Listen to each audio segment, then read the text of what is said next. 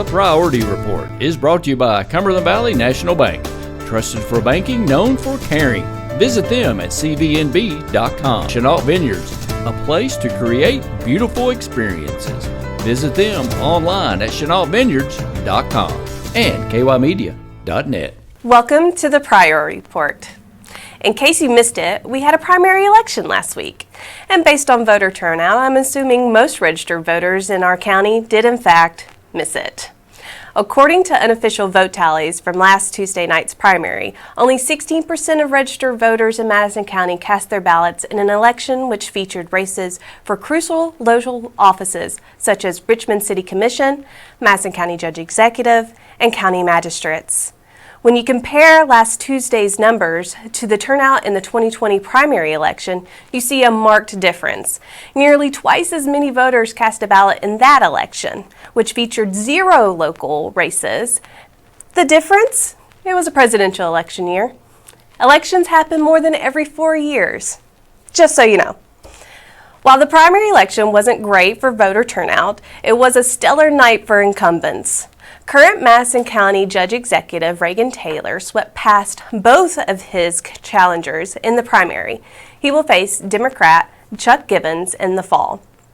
In the crowded Richmond City Commissioner race, incumbents Mike Brewer, Ed McDaniel, and Jim Newby secured their spots on the ballot in November. However, it was Mindy Goebel who netted the most votes in the primary. She was joined by Joe Bentley, Tammy Cole, John Perkins, and Matthew Vaughn to round out the newcomers who will battle in the fall for the 4 seats on the City Commission. In the magistrates race, James Bryan Combe emerged as the winner for District 1. Steve Lockmuller defeated his 2 challengers in District 2. Billy Ray Hughes won the Republican vote in District 3, while incumbent John Tudor won the Democratic vote. In District 4, incumbent Tom Botkin netted the most votes. For Madison County Jailer, incumbent Steve Tussey defeated challenger Faye Winkler. He will face former jailer Democrat Doug Thomas in the fall. William B.J. O'Donnell emerged as the winner in the Republican race for Madison County Sheriff. He is challenging incumbent Democrat Sheriff Mike Coyle for the office. For District 4 Constable, Jonathan R. Brock was the big winner, while voters chose incumbent Billy Ackerman for the office of Property Value Administrator. In the state races, Bill Wesley defeated Darrell Billings in the Republican primary for state representative for the 91st District. The incumbent will face Democrat Martina Jackson in the general election this fall. In the Republican primary for the Kentucky State Senate District 34, incumbent Jared Carpenter swept past Rhonda Good for the win. He will face Democrat Susan Sintra in the general election. Another big winner of the night was the Madison County Clerk's Office. Thanks to the use of the express vote system, polling locations, and early voting. Voters praised the new system of voting on primary election day, which had the added bonus of making it the most convenient, cost-effective, and secure election we've ever had in this county, according to Madison County Clerk Kenny Barger. Taxpayers and voters couldn't ask for much more, especially in a time when election security is under such scrutiny. Which is why it's such a shame that so few people voted in the primary. With the use of universal polling locations and 4 days of in-person voting, now is quite possibly the easiest it has been in recent years to vote. On that note, the last day to register to vote in the general election is October 11th. Election Day will be November 8th, and if you need more information, I encourage you to visit the Madison County Clerk's Office website at madisoncountyclerk.us/elections.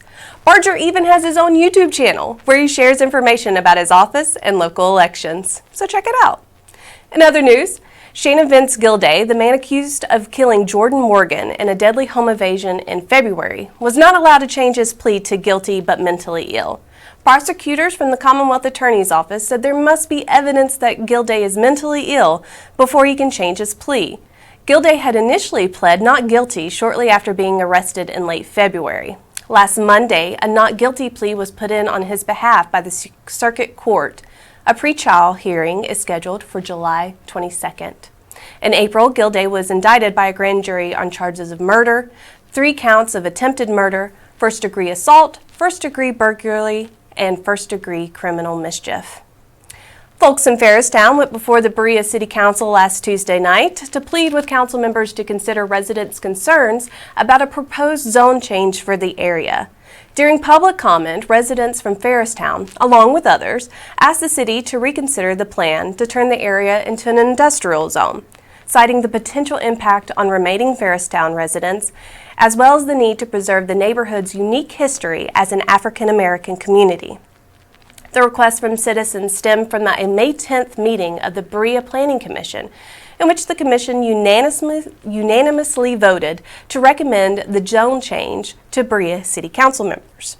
During last Tuesday's meeting, some council members expressed sympathy for Ferristown residents, but noted there have been several opportunities for citizen input over the course of planning. Local leaders also pointed out the need for new jobs in the area.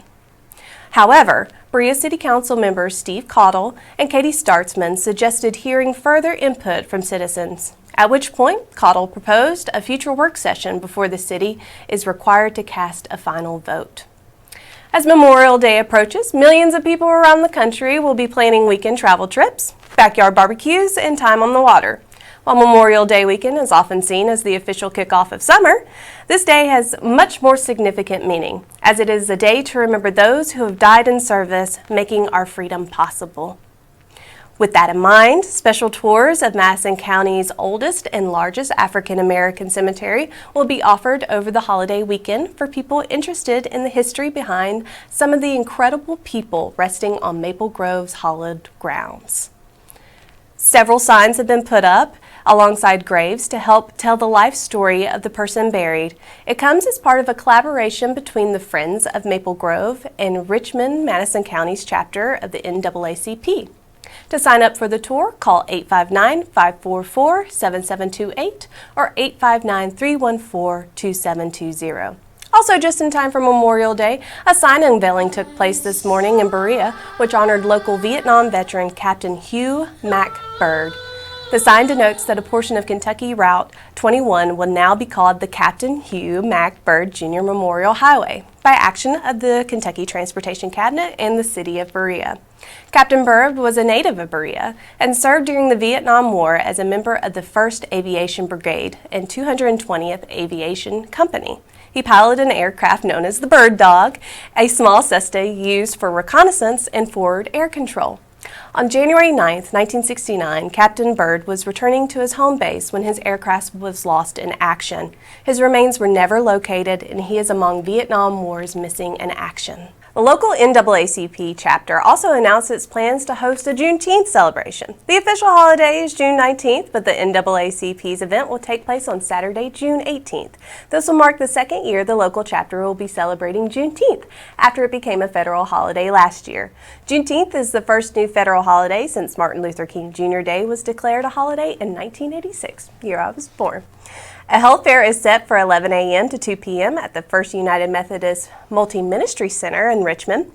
And then as the night gathers, a Juneteenth celebration gala will take place, sponsored by Eastern Kentucky University at the Copper Fox. Doors open at 6 p.m. Tickets are $35 per guest, and reserved seating is limited to full 8 guest tables with a purchase of $280. To purchase a ticket, contact Ticket Sell Chair John Black at 859-625-2677. A popular condiment has become the most recent victim of supply chain issues and shortages. Brady's Sushi and Hibachi announced on social media this week one of the restaurant's most popular sauces, sriracha, is becoming more difficult to get a hold of. That's bad news for fans of the wildly, perhaps even weirdly, popular tangy Thai hot sauce. Brady's Sushi and Hibachi announced they will begin limiting how much of their iconic spicy mayo a customer can order and will no longer offer the tangy sauce as a free condiment. However, in a unique wave of foodie solidarity, local hot sauce lovers took matters into their own hands and gifted several bottles of sriracha to Brady's to keep the spicy mayo going for as long as possible. And that's it for this week's edition of the Pryority Report. Enjoy the holiday weekend. I'll be back next week with more local news. Take care.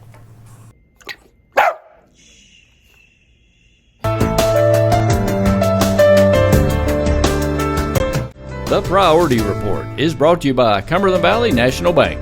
Trusted for banking, known for caring.